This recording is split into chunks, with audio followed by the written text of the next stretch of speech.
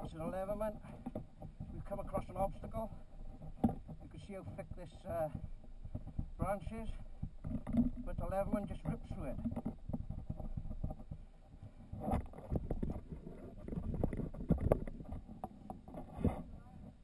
Huh? No. Go too wild with this one. Look, he snaps or bends. Rule number 1, never lend anybody a leatherman. Rule number 2, if someone has to lend you a leatherman, refer to rule number 1.